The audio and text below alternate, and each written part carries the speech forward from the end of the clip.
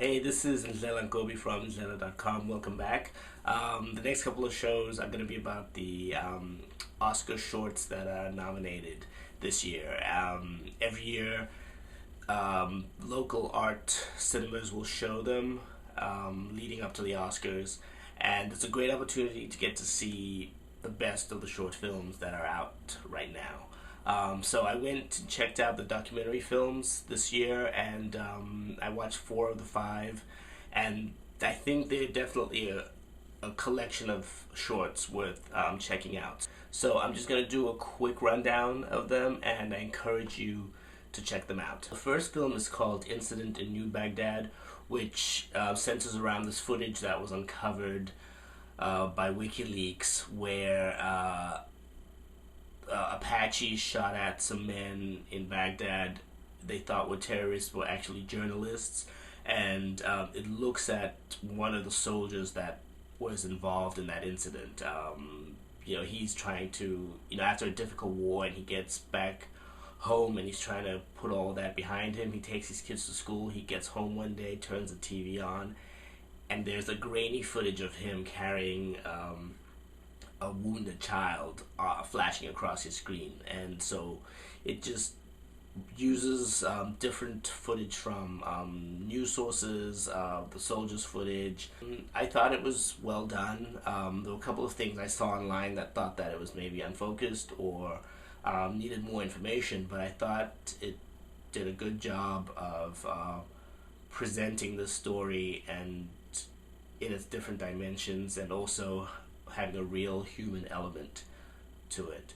So the second film is called Saving Face, which is about the acid attacks on women in Pakistan, and the center of the unlikely hero of the short is a plastic surgeon from Pakistan who works in London, who doing mostly cosmetic breast implant kind of surgery, and he hears about these acid attacks in Pakistan, and he takes these trips back several times a year, I guess, where he then does plastic surgery to try and help these women reclaim their lives. And so it looks at him and two women who are trying to change and move forward with their lives, and it also looks at this law that they're trying to push through to recognize acid attacks as a crime and to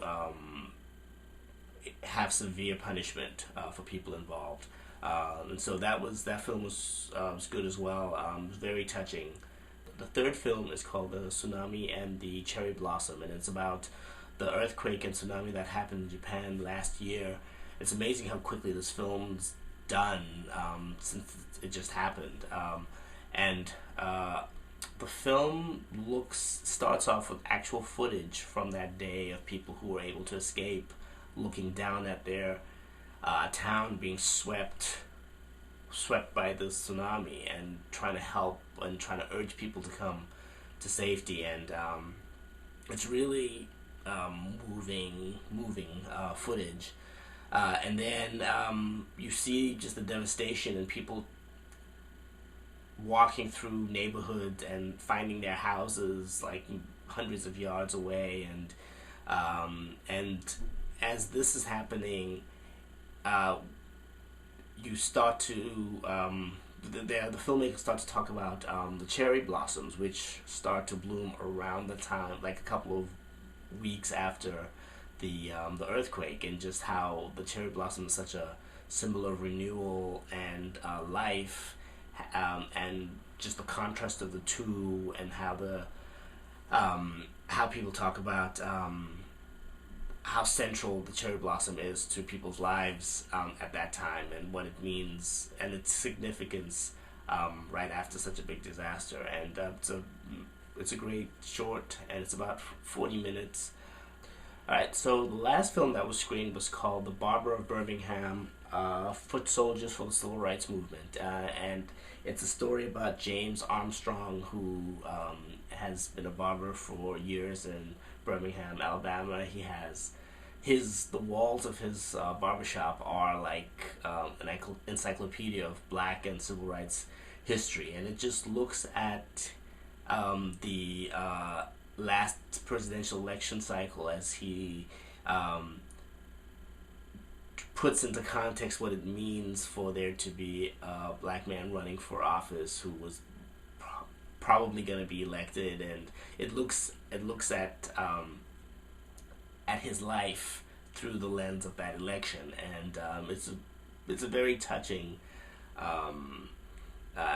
film. I mean, the wonderful thing about this documentary is that you get to see history being told through someone who was a foot soldier of history rather than one of the big towering figures.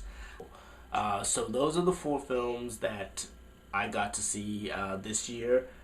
The other one, God is Bigger Than Elvis, didn't screen, and so I have no idea how that is, but from the stuff I've read, people really seem to like it.